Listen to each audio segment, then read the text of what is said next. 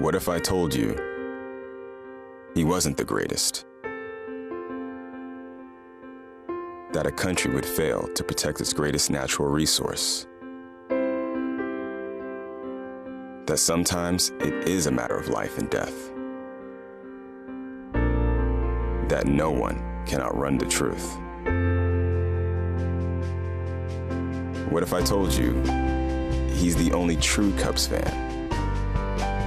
That you could heal all wounds with a fight song?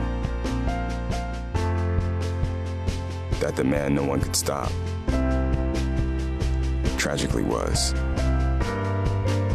What if I told you running a marathon is easy? 30 stories, 30 filmmakers, 30 years.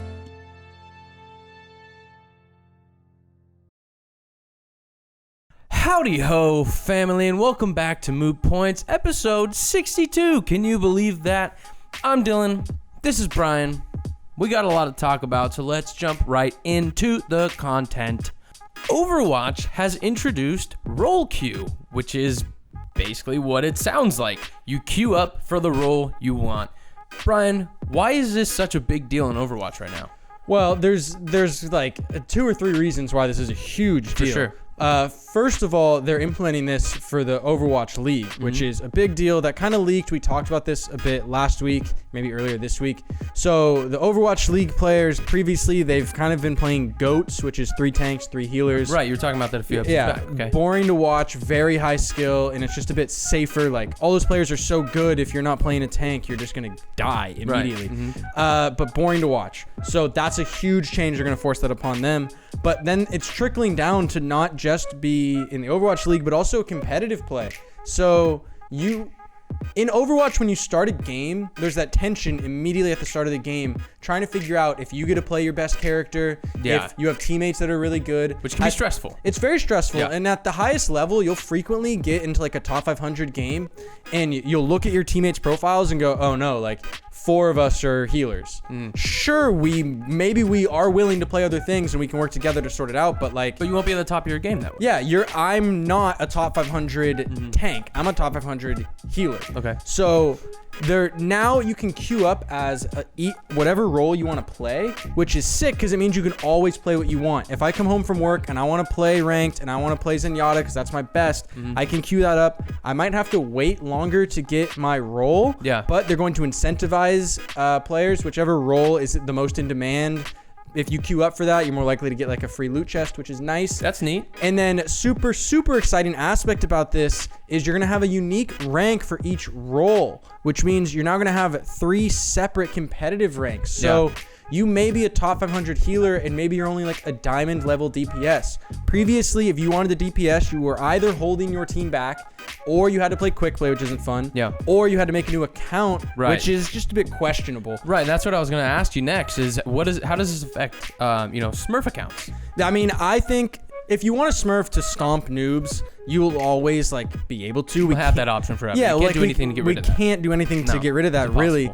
But my roommate has to Smurf because he's so good at the game playing tanks and even healers. But when he wants to improve his DPS, quick play, those players aren't good enough to be competitive and help him get better. He needed to make a Smurf. He had to spend the money. It's the only way he could get better as a DPS.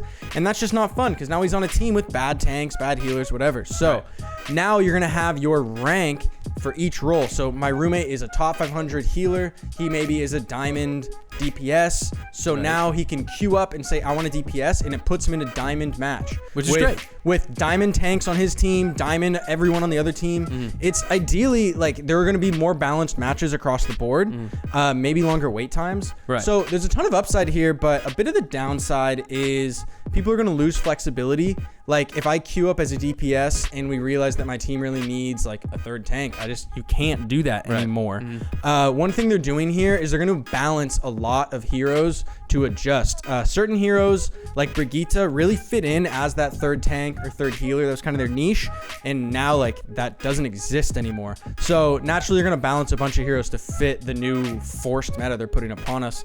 I want to ask you, what do you think about this just in general? I know you don't really play this game, so from an outside perspective looking in, what are your thoughts on a company doing something so heavy-handed? I think it's really neat. I know there are other games in the past that have done something similar to this. When you play a game where it's just one character that you control and there's different aspects and different variations of characters, I think it's really cool that you can focus on one, level up as much as you want, and it doesn't affect, your overall rank. It affects an individual, like a pillar of your account, which is really neat to me. Important to note, you're not going to have a rank per hero the way that Dylan maybe was saying right there. You are going to have, it's going to be your role rank. So, I mean, all the healers are similar, right? But I'm not going to have a rank for Mercy and then a separate one. I meant like genre of character. Yeah, sorry, I just wanted to clarify there, okay. But your point still stands. Right. Yeah.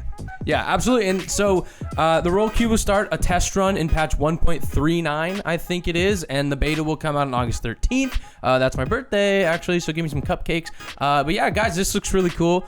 I want to know what you guys think. Let us know down below if you think this is cool, or you're like, I don't really like this that much. I don't know why someone would feel that way, but you might. So let us know down below. Tell us on Moot.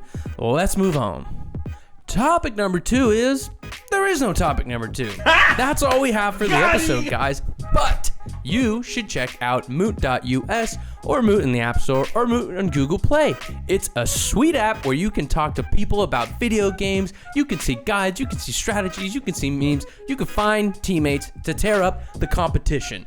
Have you heard about Moot, Brian? It's all the buzz. I've heard a lot about it. I can barely hear about it over the buzzing. There's so much buzzing. It's a big buzz. Guys, check it out in the link down below. Without further ado, thank you for coming along, and see you next week.